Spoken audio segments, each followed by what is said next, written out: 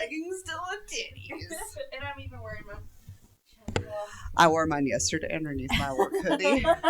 Otherwise, I'd be wearing it right now. I have my my neck, my back, my anxiety attack shirt on. Honestly. It's one of my favorite shirts. I'm not gonna lie. Because nothing's ever been truer. Ever. I don't know anybody our age that doesn't have anxiety. Facts. Hey, if you guys are on like 30 to 35, no, 30 to 40, y'all have anxiety? Raise your hand. Wait, actually, if you don't, let me know. Because I feel like the people that don't is going to be more than the people that do. How is life? How is life? How are you managing? I'm so itchy on my back. Thanks. You're welcome. I'm like, I can't breathe. I'd itch you. If you had wings, I'd itch your wings, except that's a sexual thing. You'd be like, oh, I'm busting nuts. Hi, I'm Chris. Kara. Here are the Midnight Bags.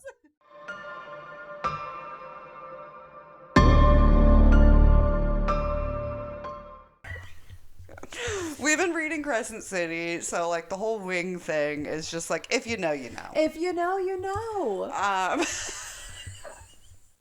We've already been recording for a bit, so now we're in the Delulu part of Goddamn, our... I want me an archangel. I want to touch their wings. Give me a fairy. Give me... I don't know if I want an archangel, unless it's Hunt. Hello. Just because of like how they kind of are. Yeah, I know. You know? It's like, give me sexy. Well, I mean, same with the Fae, though.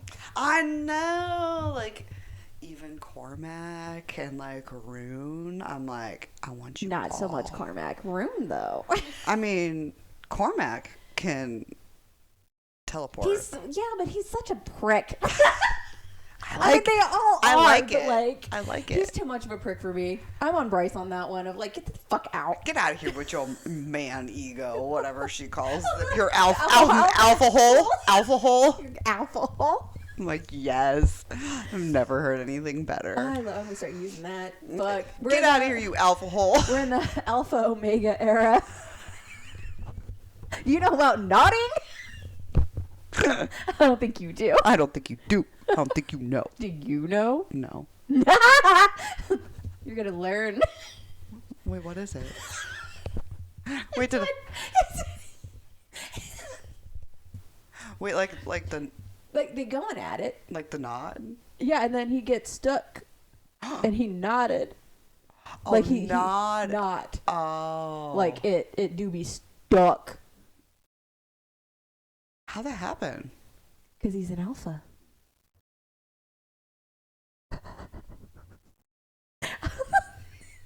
Hang on, I'm processing.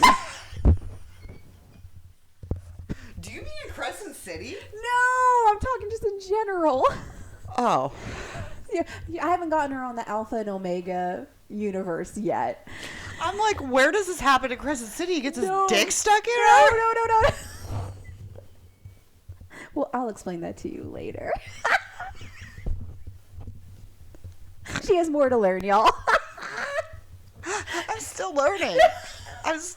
Okay? Oh, my God. That's why I was, like, confused. I was like, no. I don't remember that happening. And did you just spoil part of the book no. for me? That's why I was like, what? No. Alpha and Omega?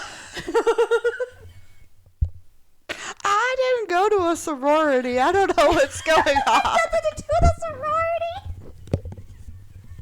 Like the Alpha and the Omega. It's more along the lines of like where like wolves and things like that. You know how sometimes they'll be going at it and then they get stuck. Oh, like the alpha wolf. Yeah. Oh, okay. They like expand and then they get stuck in them. Oh, and that happens? Yeah, dude. Oh. Yeah. You learn something new every day. I learned a couple new things just now. Anywho. Has nothing to do with the book that we're about to explain. Not at all. Not at all. Not at all. Sidetrack. Anywho, little gigs for your morning. Yeah, that's what you get when you get two moms that just have no other fucking mental space for anything else other than books and movies and life. Yeah. Which is our children. Love our children. Let me make my life sound less depressing. This is why we have days like today. We can just let all this shit all, out in all our the brains. giggles out, all the crazy thoughts. I'm like, what? What? You said what, girl? All right.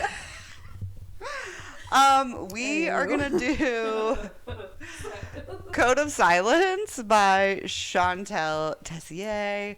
It's the first of her Dark Kingdom books, which there's 5.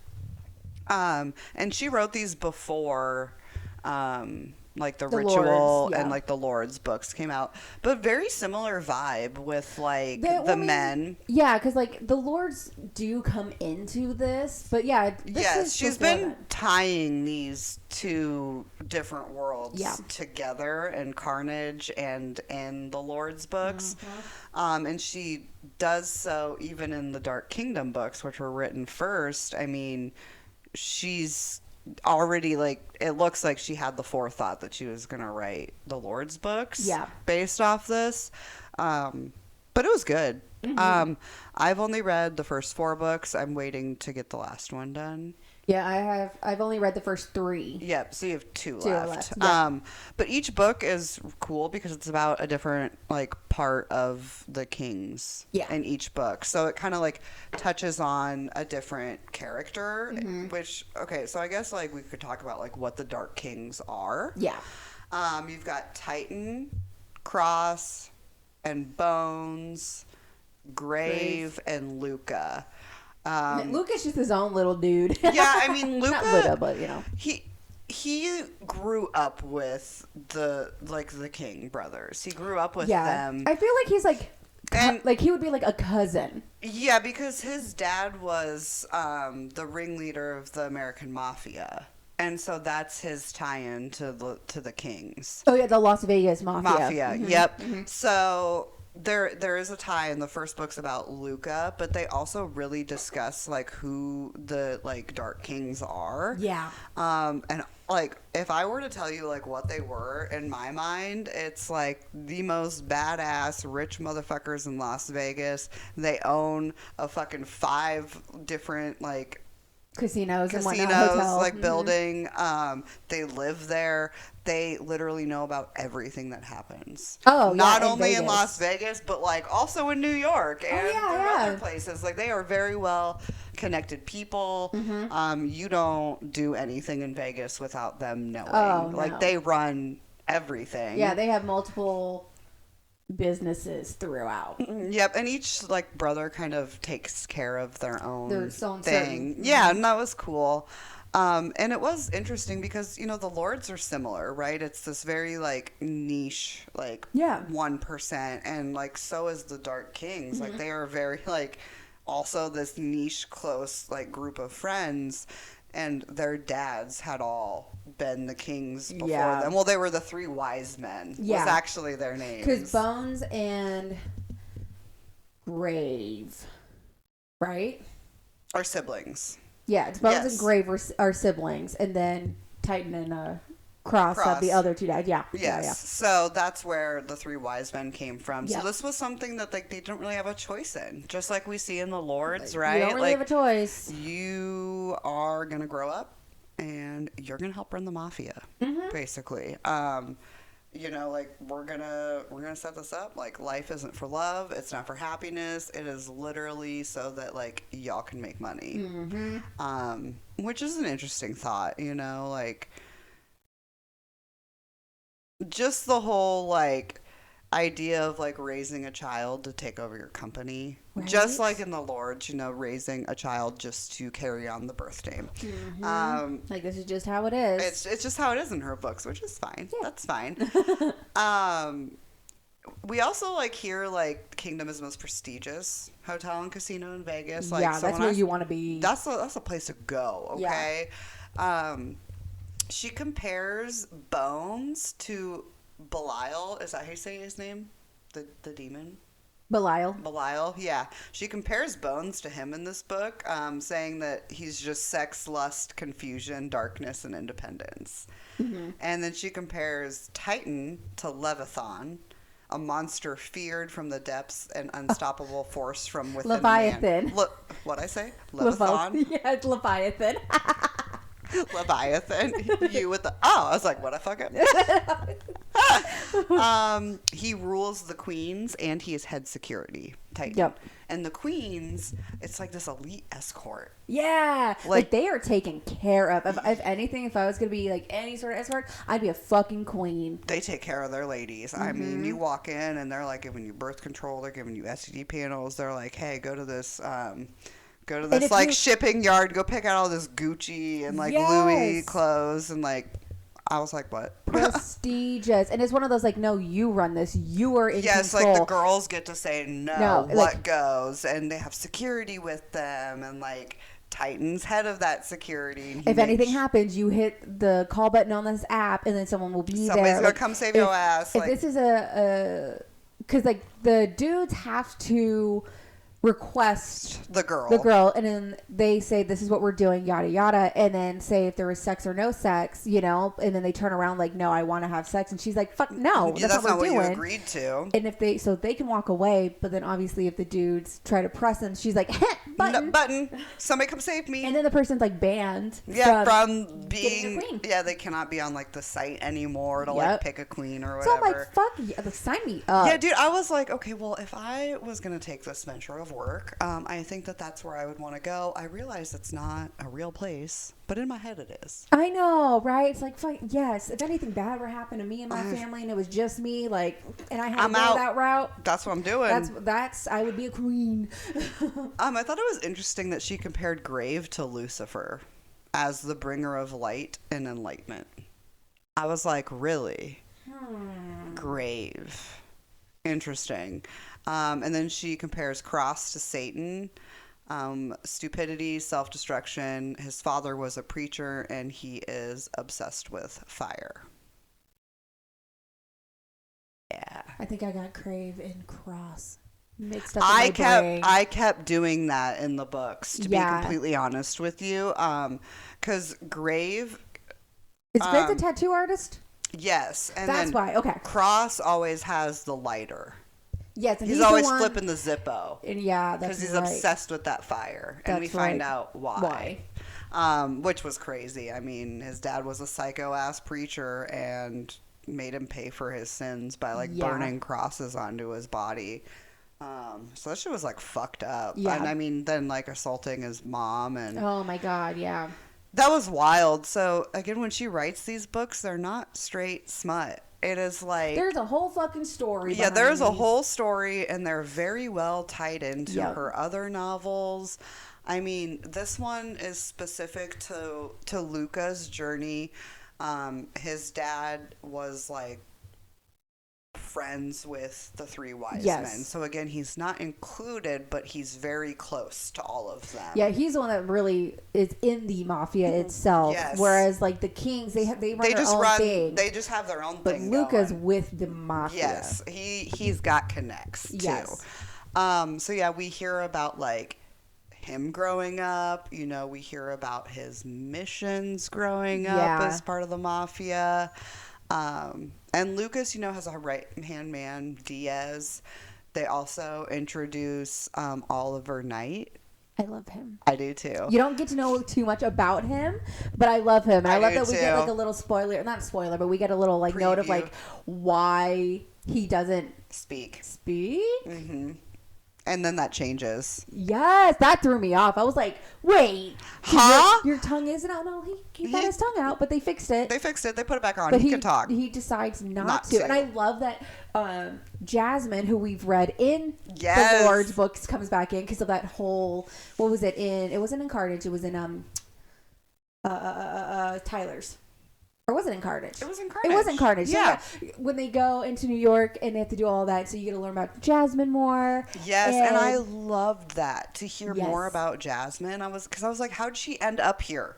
Like, tell me, like, let's backpedal. And the way we're reading it, we are going backwards. So, but I love seeing like her in it, and then her and Knight's whole little like flirty thing. She's like, Knight, you know you want to fuck me. Come on, Knight. And like she just taunts his ass, and he's just. But they do standing things. silently in the corner. They do things, but Jasmine's just like, come on. Like, you want me. It's great. It's great. So we hear about Jasmine because the female in the story is Haven, and Jasmine's her best friend. So like right off the bat, we're really like, oh, we're hearing about Jasmine. Like that was fun for us.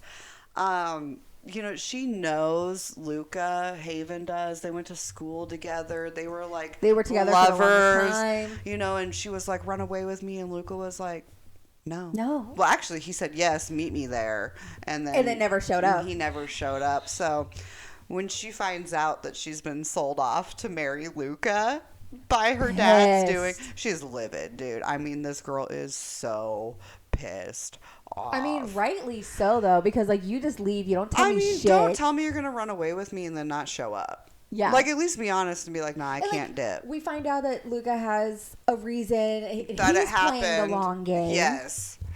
But it still is kind of, you're like, well, what the fuck, dude? Like, you're kind of like cheering for Luca, but you're cheering for Haven, and you're not necessarily cheering for the same team. Right? So it goes back and forth a lot. It was fun. Haven is super depressed, in this book, as I would. She's being watched. She feels betrayed. Contemplating suicide at her engagement party to Luca because she sees Luca cheating on her. Oh my god! But that was all a setup, and I was like, the fuck? They did a great job with that because I had no idea. I was like, why is Luca a piece of shit? I know. It's like, you're saying all of this. You want her. But then you're acting so manipulative that I'm confused. Yeah. But yeah, I mean, I even think I made a note that where'd it go? Fuck.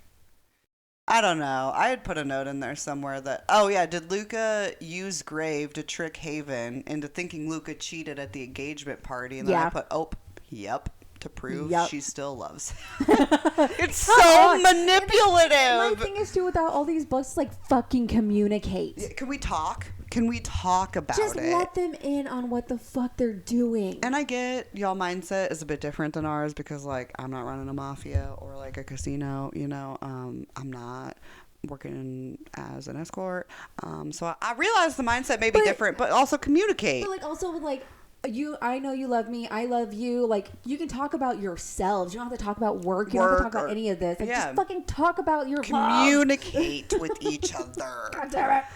We even learn about, because this is important throughout all the other King's books, but Luca has a sister that his parents tried to kill when she was a baby, but they ended up like sending her off to Italy and have kept her in hiding this whole time. Yeah, until she's old enough to be of use. But he's just like, no, just hide out. Yeah, Luca is like, I want to keep you safe from Dad. Yeah. It was like essentially the goal.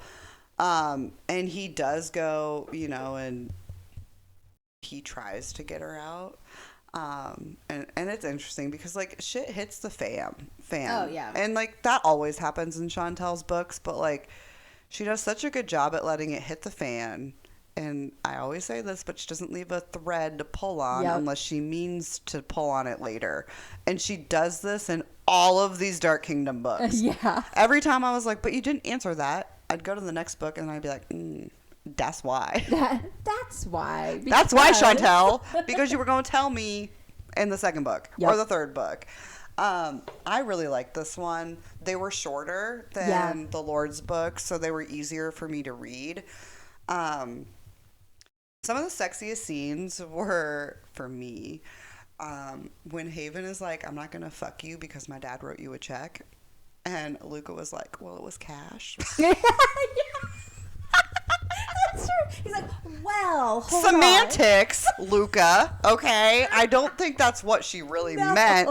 I put that as the sexiest scene because he was just like, in my head, he was like, well, no, it was cash. Like, lay the fuck down. Their fight post engagement party to that hate sex. Yep. That was a great scene. I was like, oh, damn. Gotta love hate sex. Oh my god. we get flashback to Emily drunk giving Bones head in front of Luca and Haven. So again, with her character tie-ins that she loves to do. That was a good one. He was like, you like watching them? And she's like, yeah. So Luca then 69's Haven there and had Haven watch Emily get fucked while he fucks Haven. And it was just like, ooh. Whoa. And how she writes it too. Those were some intense 10 pages. And I was like, am I watching porn or am I reading? I don't know. It's all on our brains. But again, like it's not like full smut. That was like 10 pages, and the like most of this story is so you're learning how the Kings work with the mafia and all these players that are involved, right? Yeah. She's very much setting us up for the rest of the books. Most brutal scenes when this was in the prologue, I believe. We got like the snakes and pits and like the cabin scene, and the man's in like the bear trap and he's trying to like cut his leg off. God. I was like, right off the bat. Yeah, like she doesn't waste any time. Like that's on page 3 and you're like, torture. Yeah, cool. Yeah, I'm here for it. The robbery of the packed bodies from Rossi and Luca in the cooler. I said, ooh, behind that. Ew. And then Luca tells Haven's mom that he had daughters and that dad threw them in the pool. Oh, yeah. So, like, that was brutal to read about, right? Yeah. That was like, Yeah. Even, like, Luca taking Haven to Italy to meet Mia was like brutal to hear about just because of the situation Mia's in. She's basically stuck there fucking alone. Like can't go anywhere, can't be seen, can't do anything, can't work. It's just very much like a sad situation. Yeah. And Haven's like, well, let's bring her home. Like, and why he's like, can't we can't. And you know, of course, with like any of Chantel's books, like the girl like really wants to do something. She's gonna do it. They're gonna do it. And the guys are gonna be like, a way. No, you shouldn't fucking do that. I'm punish you. But like, maybe you're right. But okay, maybe let me think about this. So I thought this one was good. I didn't really have anything that was like outstanding to me as far as like you missed this or you could have touched on this. Like, if anything, I was like excited about hearing about all of these characters in more detail. I was just like, oh yeah, like I know who Jasmine is. Like, oh well, I've heard of Luca at this point because we literally are going backwards in the way she's written her books. Like we did Lords and then we did Carnage and now we're going back to Dark Kingdom, and we've already done what was that standalone that she had with the brother and the stepsister. It starts with an S. Shit. Savage? Yeah. I think that's right. Sabotage. We're getting there. Like, we'll get there. You were close. So close. I know. So we really are working backwards, but it's fun because we've seen all of these players and Lords and in Carnage, and so it's really interesting to be going backwards in her world. Yeah. Like seeing where it started. Yes. So it's exciting. I'm digging this. I feel like the first book was really a setup book. I loved the second and the third and the I thought each book in the series got more intense. Yeah. So we'll be back with the second one. Yeah. And then the third one. And then I'm gonna take this bitch to see Night Swim. Yeah. So we'll be back with that too. Yay, more stuff. Happy Thursday. Happy Thursday. Stay spooky, friends. We're the Midnight Babes. Okay, bye. Bye. Thank you for listening. If you'd like to see more from us, you can find us on Instagram at the Midnight Babes Podcast and on TikTok at the Midnight Babes. Stay spooky, friends.